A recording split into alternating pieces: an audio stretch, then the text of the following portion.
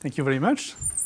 Thank you very much for the invitation to this conference. I'm very glad, delighted to talk in honor of Maxim Kontsevich. And so I will talk about interactions between two subjects, deformation quantization and derived algebraic geometry. And for both of these subjects, of course, we all know the amazing influence of Maxim's work. So, yeah, I mean,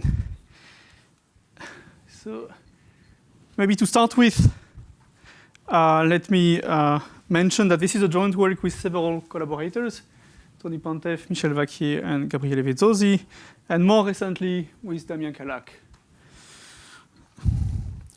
And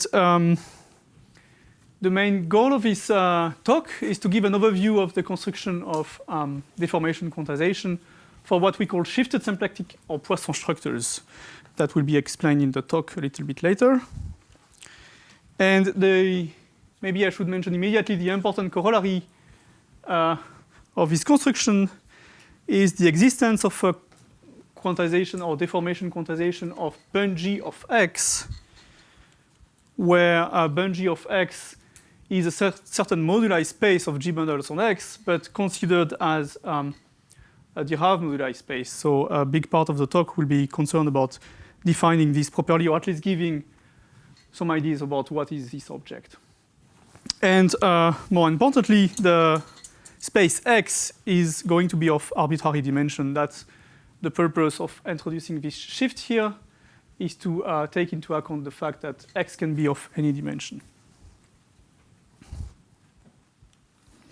So some references, well, maybe I can skip this slide very quickly. There is a paper where these shifted symplectic structures are defined and studied. And there are two preprints where most of the content of this talk here, you will find some details about the content of this talk. And there is a work in progress about shifted Poisson structures that will contain the details of this talk, the full details. And here in progress, I must admit I have lower standards than Denis about what in progress means. We didn't start writing yet. But it's in progress in the sense that we think the math are done somehow, and we are very motivated to start writing, of course. OK, so I will start by some overview of deformation quantization for manifolds that will be generalized later. So let me start with Fedosov quantization, or at least this is what people refer to Fedosov quantization. So I start with a smooth algebraic manifold. And omega is a symplectic form on X. Here, everything is going to be algebraic. So it's not even complex algebraic. It's algebraic over a field of characteristic 0. So I will never mention any transcendent or analytic argument. Then, based on fundamental ideas of Fedosov, I think Bezrukavnikov and Khalidin constructed a canonical quantization of this pair X omega, where this is realized as a formal deformation of the category of coherent or quasi-coherent sheaves on X. And the two important properties of this construction. First, it's purely algebraic. So as I said, it doesn't refer to any analytical machinery or anything. It works over any field of characteristic 0. And it's based on formal geometry, and in particular the formal Darboux lemma. We will see a little bit later that this is going to be an important piece of what I'm going to say today. And the strategy of the construction of this quantization, maybe I can explain it very quickly. Maybe Dima can correct me if I say something wrong. So first, you start at the point X, and you look at the quantization of the formal completion. So I take this X hat here is the formal completion of my variety at little x. And I can quantize this formal completion because the quantization here is realized as the category of modules over some Weil algebra with respect to just the symplectic form on the tangent space. And then the important part of the work is to glue these local constructions. And for this, there is a tool which is called the Grothendieck connection. Well, at least I've seen that this is called the Grothendieck connection. Maybe it has other names. And which is it's a tool to say how these families of formal completion varies when x varies in x, and to glue these locally defined categories, which are modules over the Weyl algebras here. And maybe an important comment is that the Weyl algebras themselves do not glue, but the categories of modules do so. So there is something that you cannot really expect the existence, in the algebraic setting at least, the existence of a deformation quantization on the level of rings of functions, but only on the level of categories of modules. This will explain why later, when I will try to generalize this, I'm always going to consider quantization as deformed categories and not just deformed algebras. There is another deformation quantization, which is the famous Kontsevich's deformation quantization of Poisson manifolds. So now I start with a smooth algebraic variety, and I have an algebraic Poisson structure on X. And Konchevich proved that P can be used to deform or canonically deform the category of quasi-coherent sheaves on X. And again, this is a purely algebraic construction. And it's based on the so-called formality theorem, which is like, it has a deep statement, which I don't claim to understand all the subtleties in this statement, and maybe I will avoid referring to in this talk. I will mention some generalization, but which are some kind of easy generalization of this theorem here. Okay, so our goal is to extend these two constructions to the case where X is no longer a smooth scheme. So we want more general objects. And possibly it's going to be a very stacky object. So it's going to be like an orbifold, but where the points have big stabilizers, and these stabilizers can be non-locally constant, the dimension can jump, and so on. So they are going to be very stacky thing.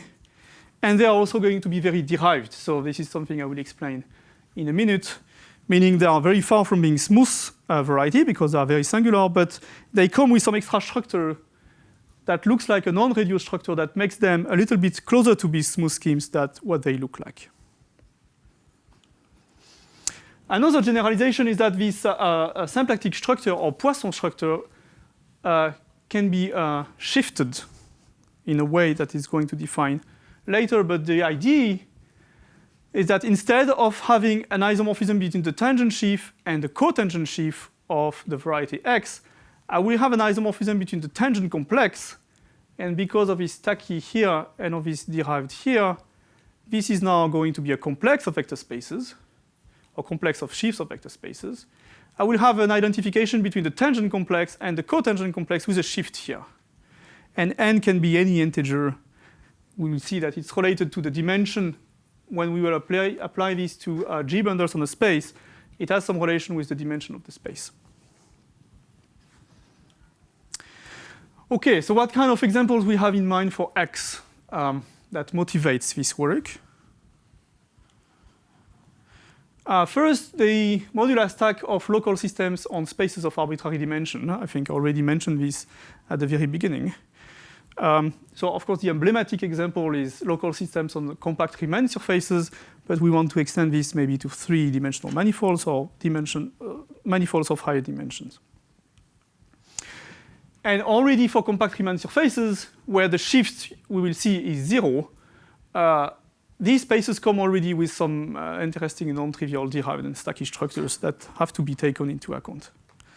So even when the shift is trivial, say, there is something interesting.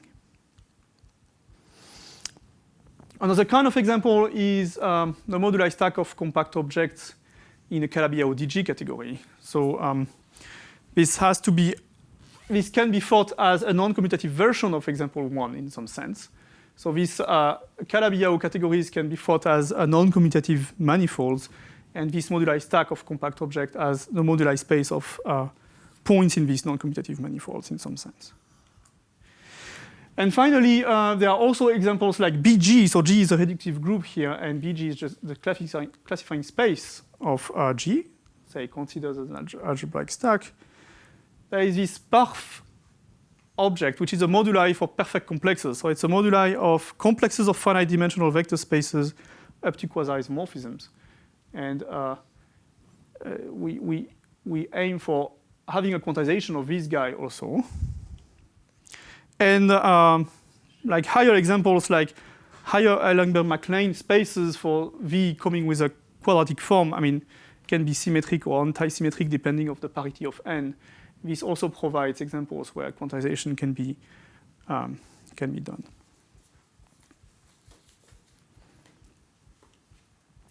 Okay, so to explain what the main statement, I should start by telling you something about derived schemes. So everything is over a field of characteristic 0.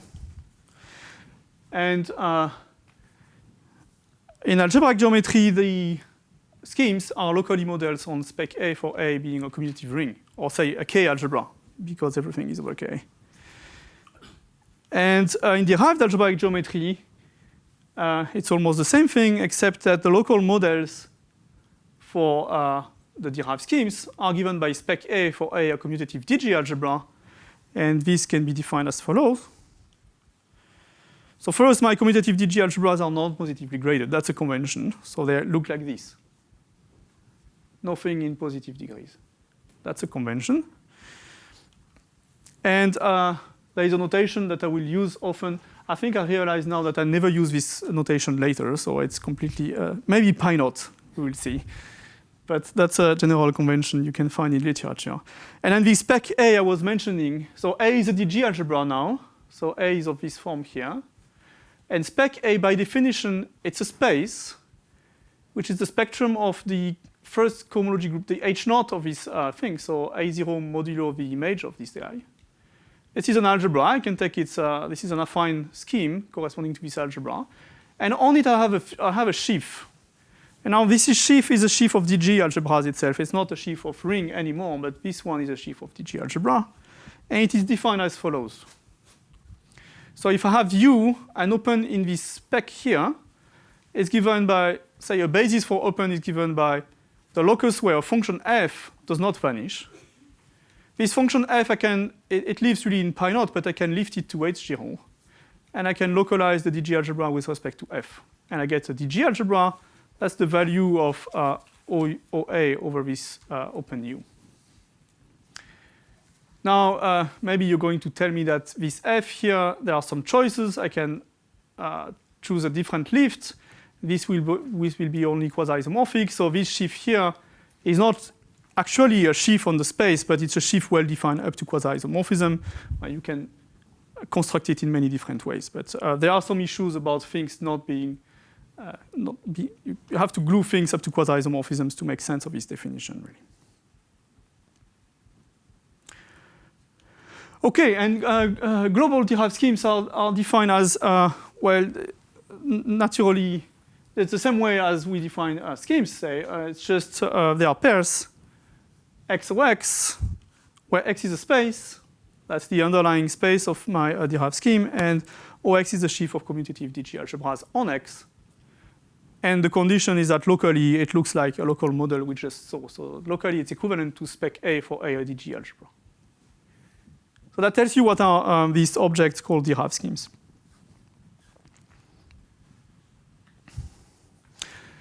Now, these derived schemes, unfortunately, form an infinity category. So that's one of the homotopical flavor of the subject, which is not something bad. It's something good. I mean, even if you don't like infinity categories, it's something good, believe me. And but the nice thing is that if really you look at this theory from the point of view of infinity category theory, derived schemes behave very much like schemes. So it's the usual yoga of algebraic geometry of schemes extends to derived schemes as soon as this infinity categorical nature here is taken into account correctly.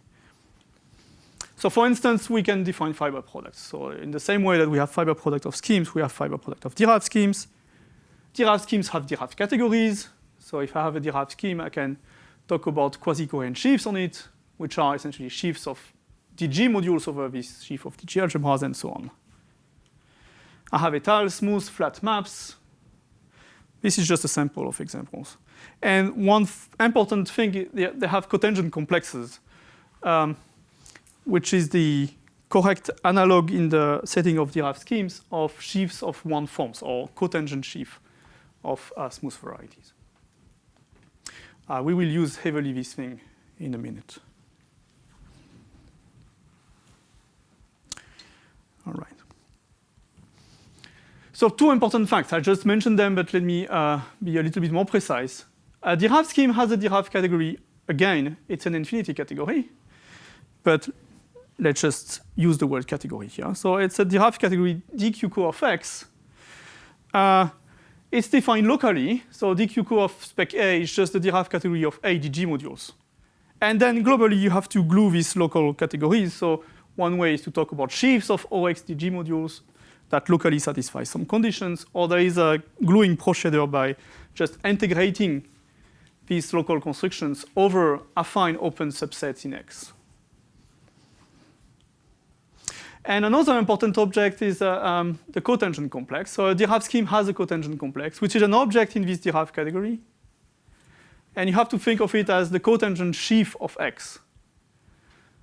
But it's really a complex in the sense where cotangent complex is a bit misleading because it's a DG module. So there is an underlying complex of sheaves behind this object here. And you can define it locally on one of these affine models. This is just given by equivalence cotangent complex of the DG algebra A, which is an object here. It's an A DG module.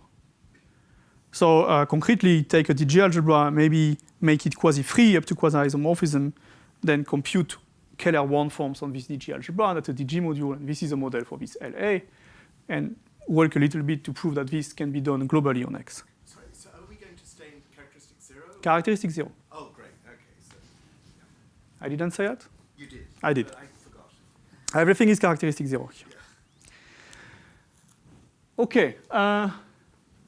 So derived schemes are nice, but derived schemes are not really enough for what I'm going to talk about. So I'm going to introduce derived stacks now. So it's a complicated definition that I will not give to you, but I will give an idea of what they are. There is a concrete approximation of what is a derived stacks. Oh, this concrete thing is attributed to Gabriele. Huh?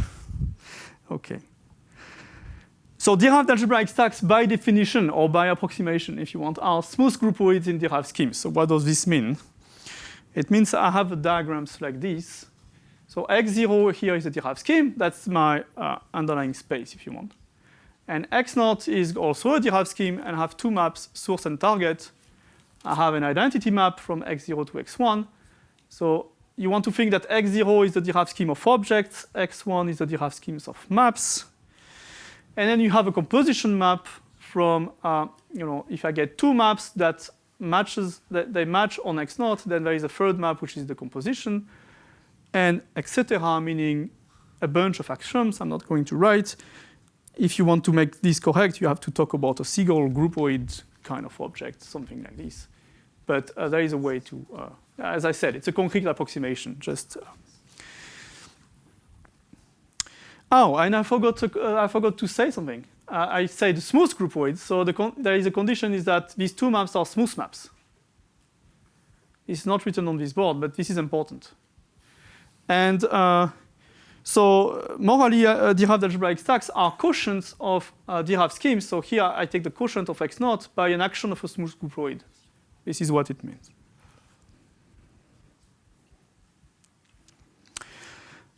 OK, so a large class of examples are given as follows. It's really a large class of examples in the sense that many derived algebraic stacks might not be of this form, but have stratifications that are of this form. So it generates a very large class of examples. These are quotient stacks of affines by a group G. So here, G is a reductive group acting on a commutative DG algebra. So this action, you can make sense of it as saying that the DG algebra A lives inside RUP G. I think Sasha Goncharov already mentioned representations of a group inside the category of representations of another group. This is a little bit the same thing. I have a DG algebra inside the category of representations of G. And the corresponding groupoid, because I was telling you that Derived stacks are groupoids, is the action groupoid. So this spec A is X naught. The first map is the projection. The second map is the action. And this form a groupoid because I can compose elements in G. And the map in the other way is the identity map, and so on and so forth. And I will come back to this example to explain what's the Derived category, cotangent complexes, and so on. And this is a nice class of examples where everything is rather explicit. Okay. So the geometry of Derived schemes, so I was telling you that the geometry of schemes extends to Derived schemes, and the geometry of Derived schemes extends to Derived algebraic stacks in a non-surprisingly. It's not very surprising, but for instance, we have Derived categories. So if I have a Derived algebraic stack, I do have a Derived category of quasi-coherent sheaves on it. And I do have a cotangent complex. These are the two main ingredients in this talk that I will need. And I will also mention the tangent complex, which is a dual to the cotangent complex. Okay? It's the analog of the tangent sheaf.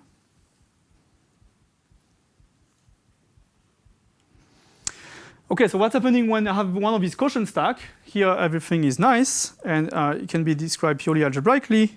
First, the Derived category is just the Derived category of G equivariant A DG modules. So A is a DG algebra inside RUP G, and I can take DG modules inside RUP G.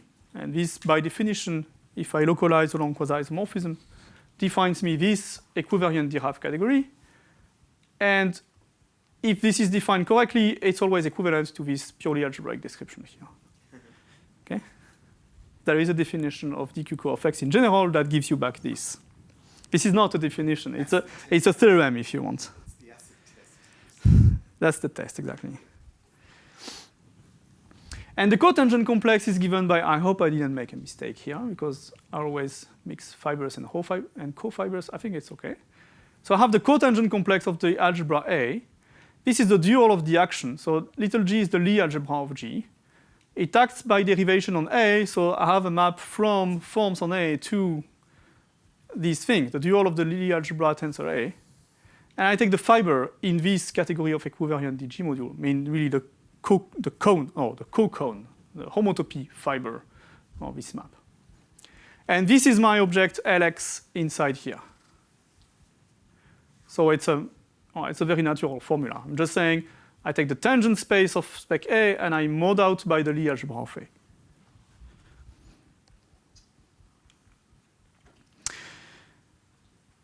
Okay. Now, I will mention, just for applications, I will mention higher stacks. So there is a notion of derived algebraic higher stacks, which is a mixture about what I just said, and higher algebraic stacks in the sense of Simpson, for instance. So you can take quotients of quotients of quotients several times by taking actions of higher groupoids and create even a larger class of derived stacks. And they are interesting because they allow you to treat some examples. So for instance, they are needed to include the following important examples we have in mind. The first important example are shifted cotangent space. So suppose X, to start with, suppose X is a smooth manifold. This T star X is just a total cotangent space of X. Now I want to shift this. Then there is a formula. I can just take the symmetric algebra over the tangent complex with a shift by minus n. Oops. Don't you? Sure. Don't you want to shift? Oh. Sorry. Functions on the cotangent is the tangent. It's negative. It's actually a derived scheme. Yes. Yeah. Okay. Okay. Yeah. So this is like a sheaf of DG algebras over X. It's not concentrated in negative degree, as I said, so you have to be careful about what this spec means, but still there is a way to make, to define this correctly. And that's by definition the shifted cotangent. And there will be important examples for us because they carry canonical shifted symplectic structures in the same way that cotangent spaces are. They have a canonical symplectic form. Okay? So these are important basic examples to produce shifted symplectic derived stacks. And you really need higher stacks because as soon as n is positive, this is actually very stacky. It gets more and more stacky if x is a scheme, say, and n is 1, this is a 1 stack. But if n is 2, this is a 2 stack, and so on. So it's a linear stack over x, OK? And it's interesting already when x is a smooth variety. So out of a smooth variety, you have a family of higher derived algebraic stacks which are non-trivial and meaningful just by taking this formula. So out of smooth variety, you create interesting examples like this. And the second other example, so it's the example here. So this was the first one, shifted cotangent. The other one is perf. That's the stack of perfect complexes. It's a classifying object for complexes with finite total cohomology. And you want to take these complexes up to quasi-isomorphisms. And this is why it really is a higher algebraic stack and not only a one stack, say. Well, I won't say more about this, but we think it's a rather fundamental example to put in the game here. And you really need derived higher stacks to make sense of this. OK, the derived stack of perfect complexes.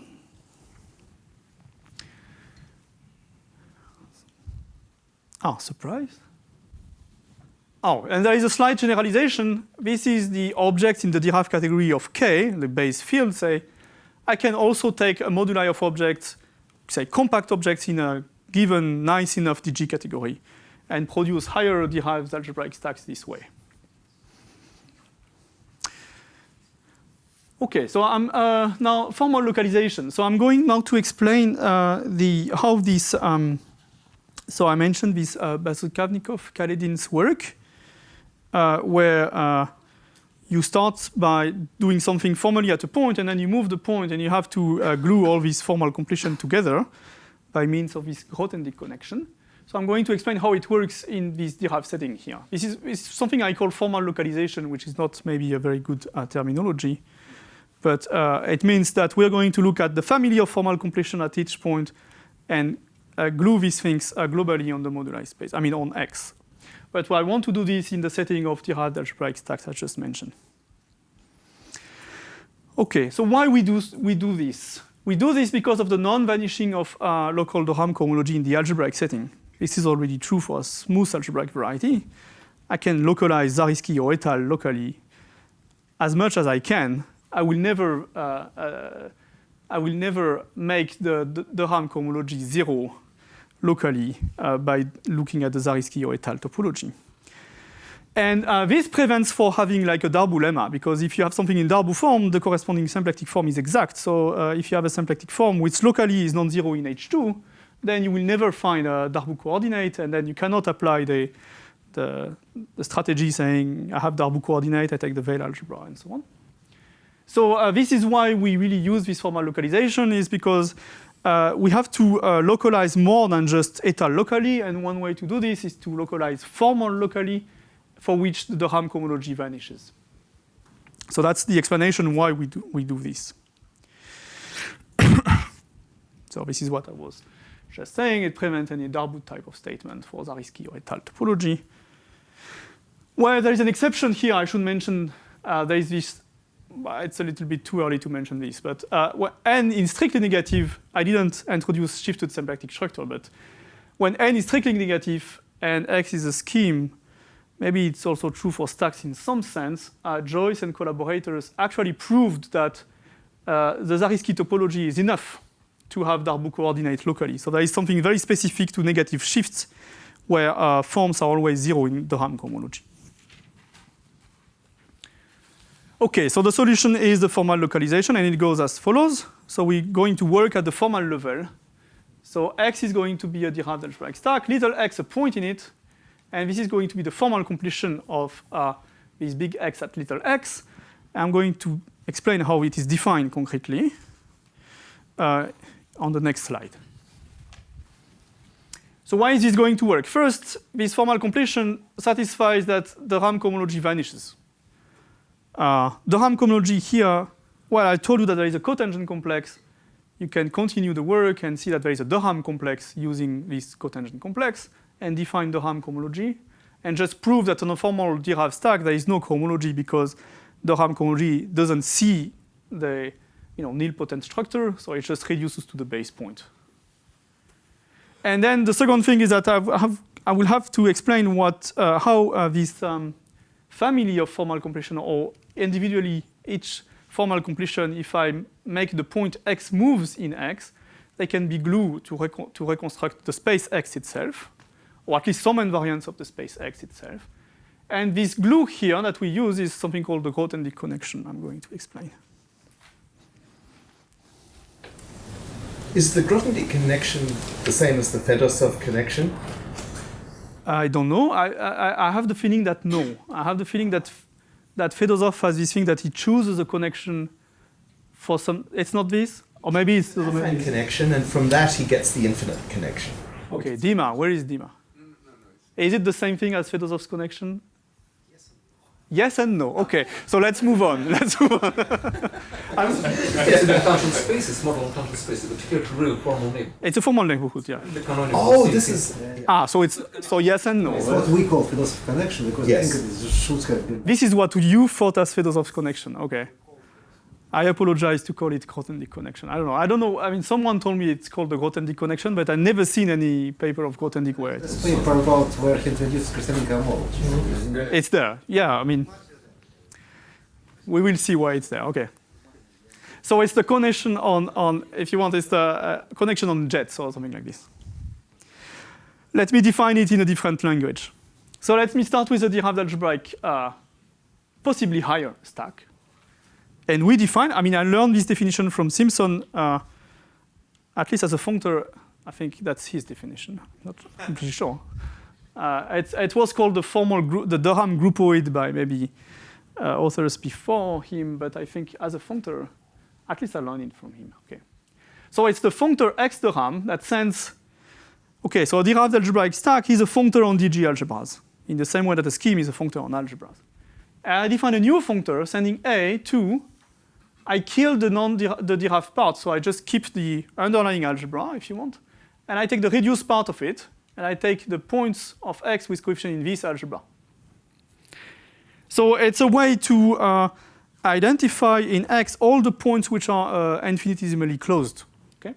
Each time you have 2 points in x which are very closed from the infinitesimal point of view, or behave to the same formal neighborhood, you just identify them. Is this an actual higher stack? It is an actual higher stack. It's no longer derived. It's no longer derived because of this formula. Right. Well, if you apply this to BG, well, what do I say? No, it's no longer derived because it's actually étal over the base. But it depends how you make sense of it. Okay. I had a comment and I forgot. Okay. If it comes back, I will let you know. So it's a new non-algebraic. So it's not an algebraic stack anymore, but it's a derived stack. It's a functor on commutative DG algebras.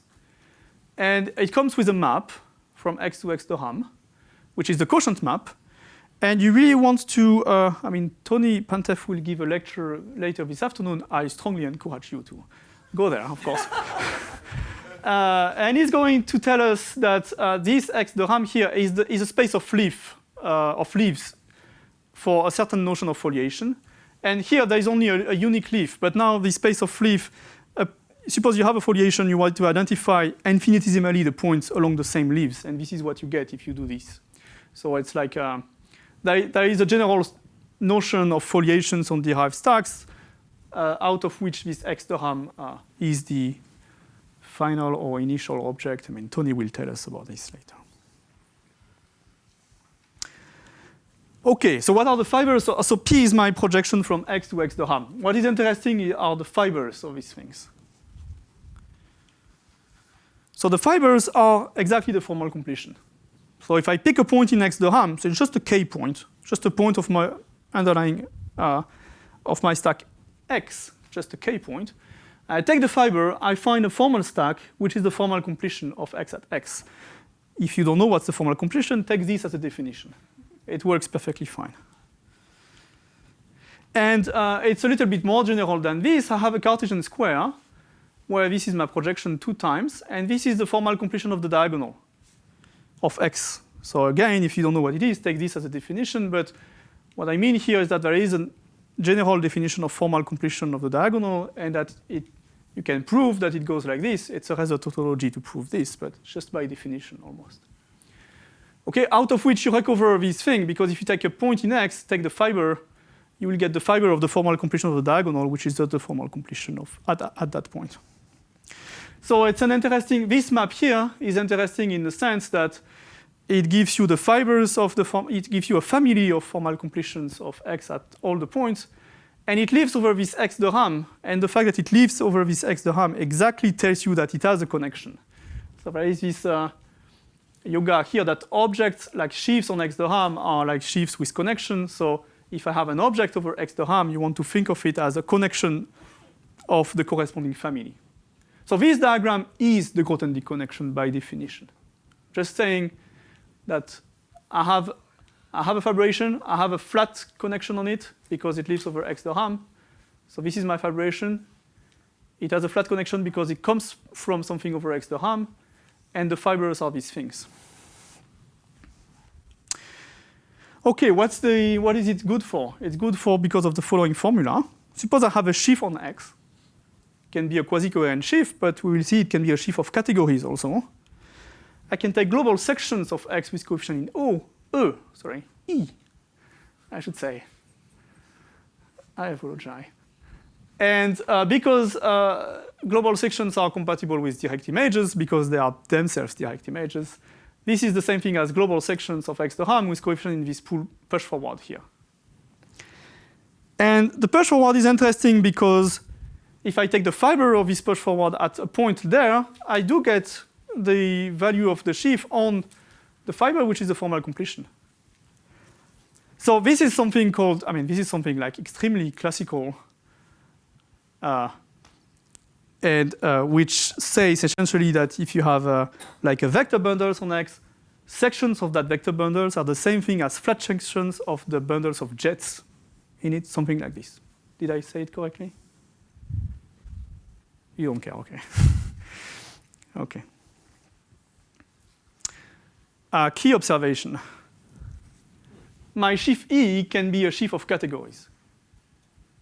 So I can look at U goes to dq of U as a sheaf of categories which are linear over X. So that's a sheaf of OX linear infinity categories over X. That's a tautological sheaf. It's like the categorical structure sheaf. And then if I apply what was on the last slide, I do get that global sections, of course, is just the derived category of the total space. And I can write it like this. Global sections on X de Rham with values in this push forward.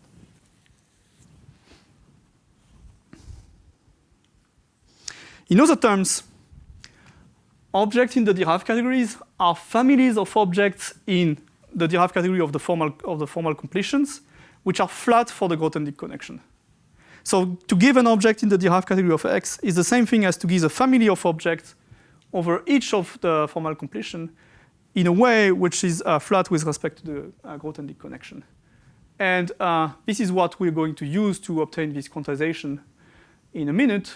We will actually deform each of these categories in a compatible way with the flat connection. So by this formula, I will deform this category here.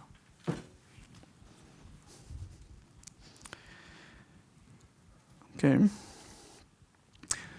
Let me state a theorem. I should have mentioned other authors for this theorem, so I will do it orally. Let me state it first. X is again a derived algebraic stack. It can be a higher derived algebraic stack. It has to be with some mild condition, like locally of finite presentation. Then the statement says that there is a sheaf of OX DG Lie algebra L, which lives on X, such that this formal completion of the diagonal, which is something that lives over X, is a formal spectrum of a certain sheaf of DG algebra. And this sheaf of DG algebra is the Chevalier complex of the Lie algebra L. So, well, it's a completed Chevalier complex. Let me avoid mentioning completion here. So it's just a symmetric algebra over the dual sheaf of L, shifted by -1. And the differential here is the sum of the cohomological differential and the Lie bracket that gives me a differential. And as such, this is a sheaf of DG algebra or commutative DG algebra on X. And the formal spectrum of that thing gives me back the completion of the diagonal. So one comment. This L is the tangent complex of X with a shift. And the bracket is the Atiyah class of the object X. So I should mention here Misha Kapranov for a proof of this statement when X is a smooth manifold. And this theorem here of Benjamin-Aignan is an extension of this to the case of general derived algebraic stacks or derived algebraic n stacks. It's a way to control completely this formal completion of the diagonal just by a sheaf of DG Lie on X.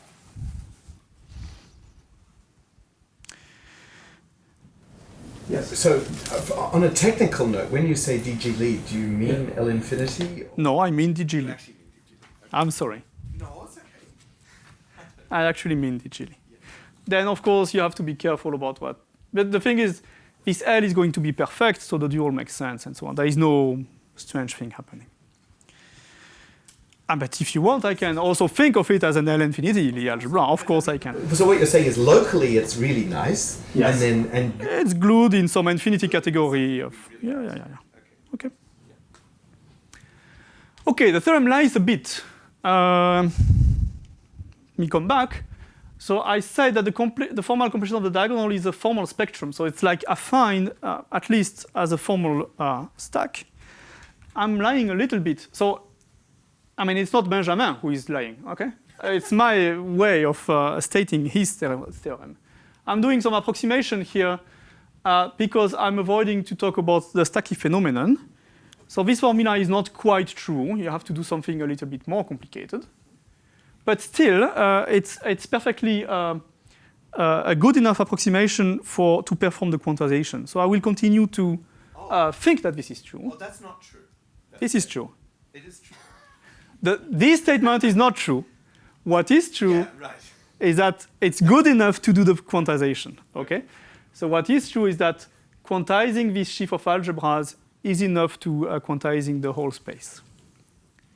Okay, it was just to be completely honest, but maybe I should have just avoid saying anything.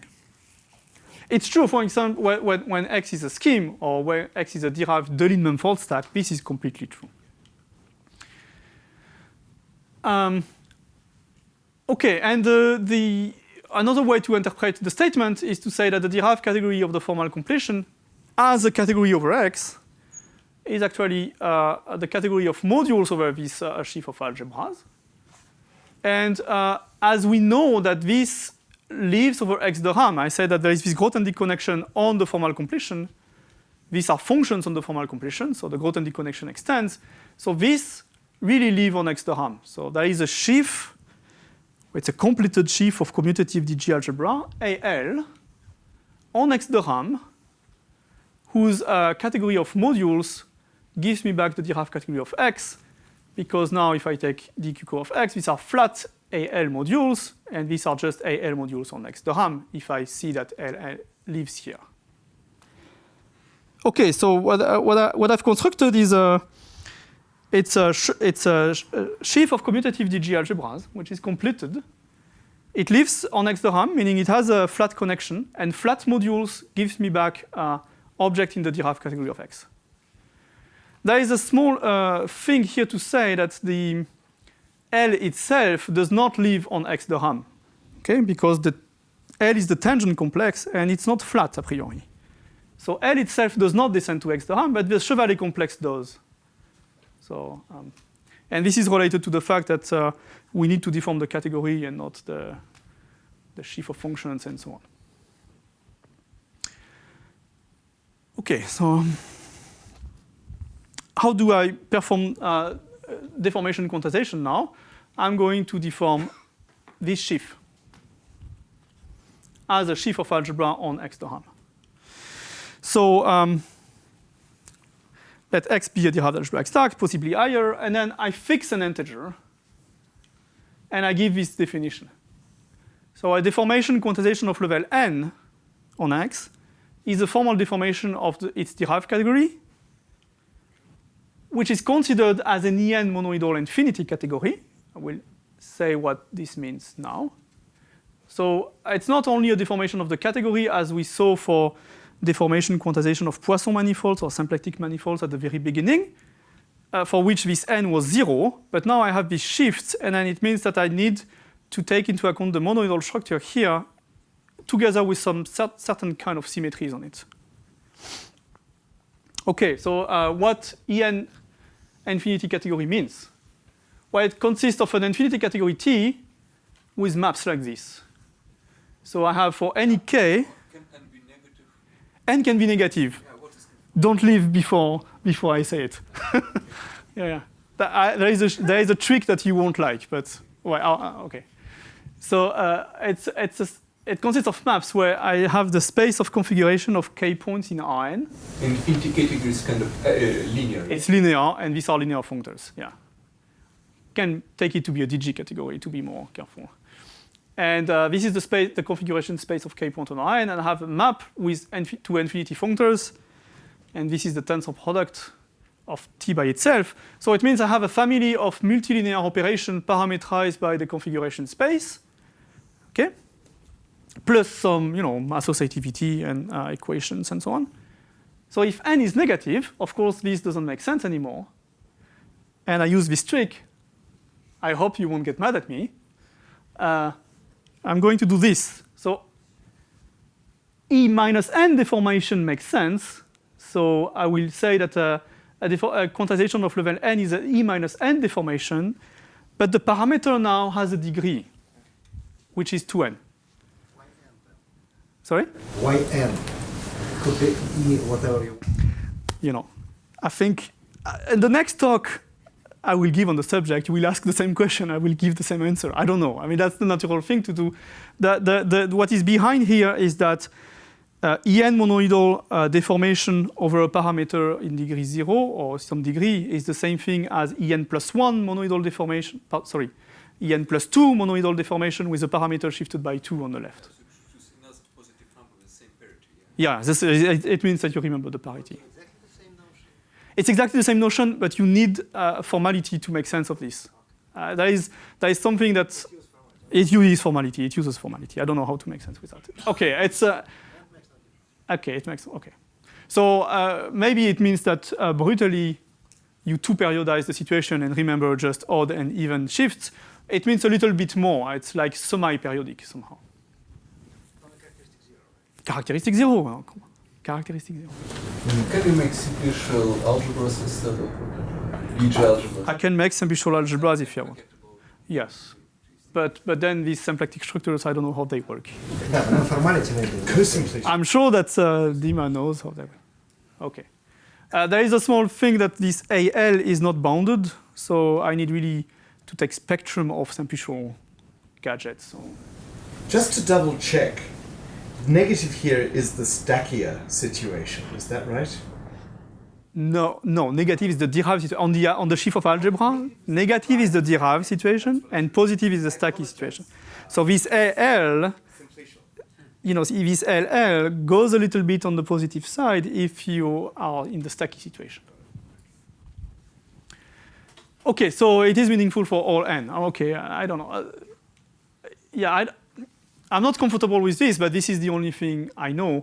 There are two exceptions when n is -1 and -2. There are things you can try to do, but when n is very negative, that's the only notion I know about. So, yeah, N is 0 is kind of very special. It's actual deformation. It's very special and equals 0, and it's probably the hardest. Okay. Of course. Now, there is a reason why it is the hardest. Okay. I will say it. So what do I want to say? Deformation quantization 2. So let's suppose I have a derived algebraic stack, possibly higher, and I have this DG Lie on it, and I have this AL, it lives on X to ham. Now there's this lemma, which is not very hard to prove, well, you need to work a little bit maybe, that if I have a formal deformation of this sheaf of algebras as something over X Durham, as an En plus 1 algebra, this defines me a deformation quantization of level n on this guy. So no, it's a Lie algebra, but you want to kind of upgrade it to n plus 1 algebra. Yeah, I'm not deforming the Lie algebra, I'm deforming the Chevalier complex. The problem is that L doesn't live on X Durham. Okay? That's the problem. AL lives on X Durham, but not L. L is the tangent complex. Okay. Okay, so if I want to construct deformation quantization of X, I have to deform this LL as an En plus 1 algebra. And again, with the same convention when n is negative with this shift thing. Oh yeah, this is a comment that it sounds like a stupid statement. It's not because of this approximation I've made. Okay, this is not interesting. Oh, sorry. Why is AL an En plus 1 algebra? AL is a commutative algebra, so it's it's En for any n in a canonical We way. use the Poisson bracket yet. No. Deform this commutative. Yeah, exactly. I deform the commutative Guessed, but then I thought maybe you were going to use the Poisson bracket. later. The X is just a stack. There is no Poisson structure on it, so Of course. Oh, not yet. not yet. Okay. I'm just saying that if I want to deform this guy, I just need to deform this algebra here. Okay, now assume that X has a symplectic structure of degree n. I'm not going to give the full definition, but let's say it's an identification of the tangent complex with the cotangent complex with a shift as objects in the derived category, plus some relatively non-trivial closeness structure. You have to say this is the underlying form, and you have to say it satisfies Dirham equals 0, and that's a bit messy, and you need higher homotopies and so on.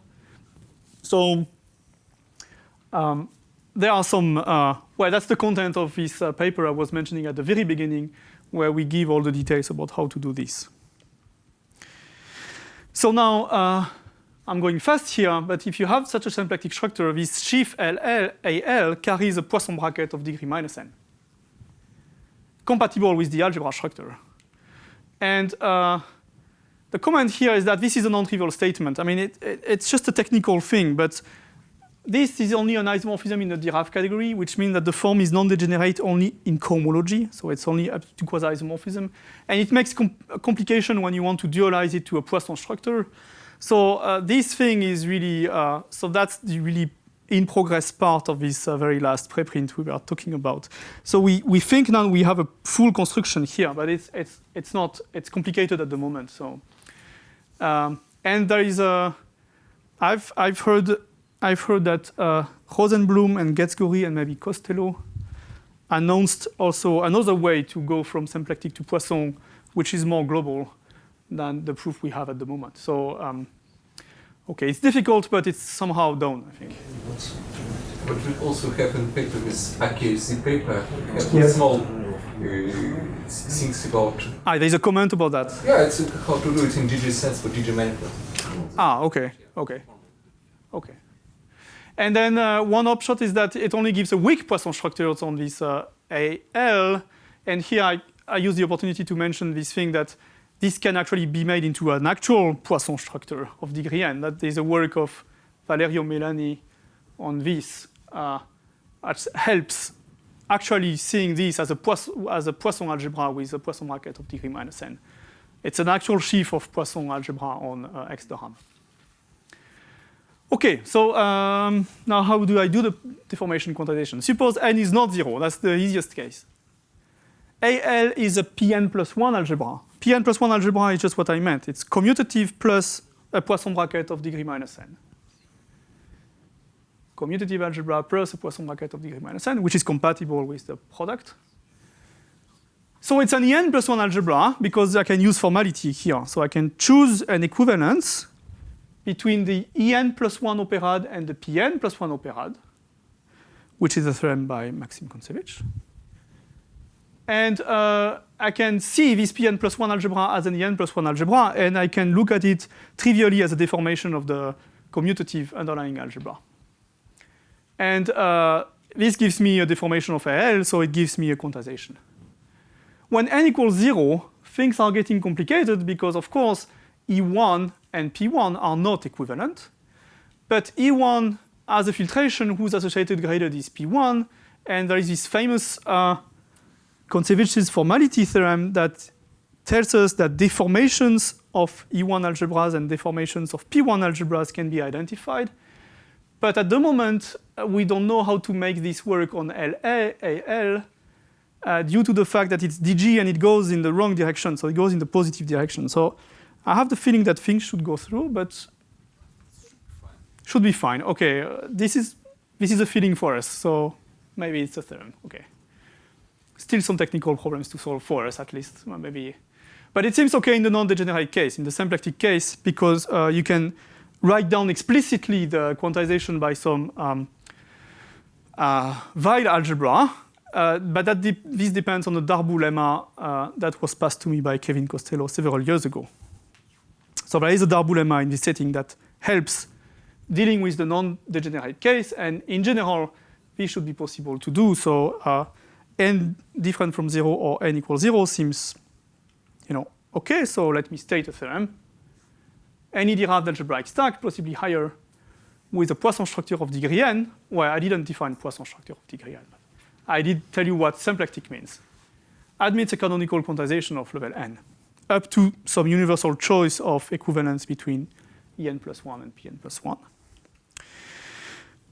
Okay, so now how do I construct? I have 2 more slides, so it should get into the 2 more minutes. So let me come back to this theorem. Now I want to apply this theorem, so I need some statement to construct Poisson structures of degree n or symplectic structures of degree n. I need a machine to construct examples, and this is achieved by the following theorem, that if I have x and y 2 derived algebraic stacks, then there is a stack of maps, and if I assume that y, so let me see, y is symplectic of degree n, and x is oriented of dimension d, so like it behaves like a topological manifold oriented of dimension d, then this mappy stack has a symplectic structure of degree n minus d, and you were mentioning AKSZ, but that's an algebraic version of this AKSZ formalism. And the other thing is that BG for G-reductive parf, they both have natural symplectic structures of degree 2. For BG, there are some slight choice to do. And if you put 1 and 2 together, it gives you thousands of examples.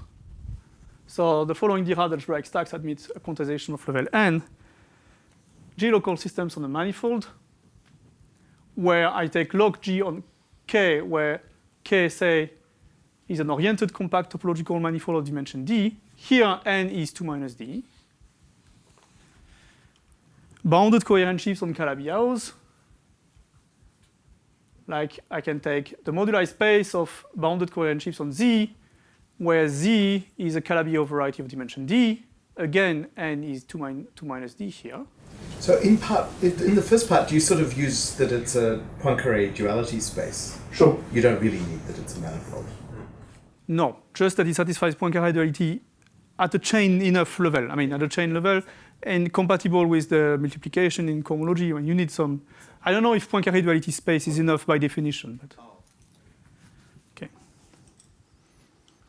And flat bundles, to state the last thing, log G the RAM of Z, so that's the moduli space of flat G bundles on a smooth and proper variety Z of dimension D. So here n is 2 minus 2D, because the dualizing dimension of the RAM cohomology is 2D here. Okay, final comments. I want to come back to Sasha Goncharov's talk, where he mentioned this quantum Hodge field theory. I think there are some not understood yet relations between his talk and the quantization of this log G de RAM, because this log G de RAM of Z has a non-abelian Hodge structure by the work of Simpson, plus some thing which I don't think no one really wrote correctly at the moment. You have to include the Stacky and the derived structure of the moduli space into this non-abelian Hodge theory, which is not done yet, I think. And then this Hodge structure probably extends to the quantization in a sense where it's not clear how to make this, but I think you have a suggestion that there is an action of an infinitesimal group on it, on the category, say.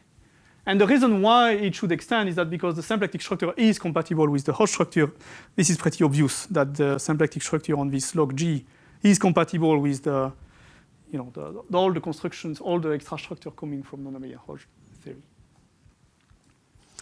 So that's closely related to what Goncharov told us about quantum Hodge field theory, even though the relation is not clear. And to finish, I should say that there are many questions remaining, like we can ask for quantization of Lagrangian maps. There is a recent paper by Dima and co-authors. There is one about quantization of Lagrangian submanifolds using, again, formal geometry. So this probably can be adapted, or co-isotropic maps, as well as, we have these maps with boundary conditions. There is a work of Damien Calac that says that this theorem saying that maps has a symplectic structure extends to varieties with boundaries, and so on. And there are also some two special cases, n being -1, n being -2, for which you can find refined quantization. And the case n being -1 seems extremely important for DT, Donaldson-Thomas invariant. And that's the content of the work of Joyce and co-author these days. Okay, thanks.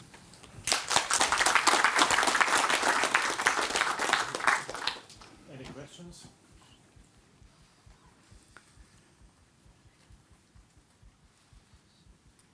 No, let's thank the speaker again.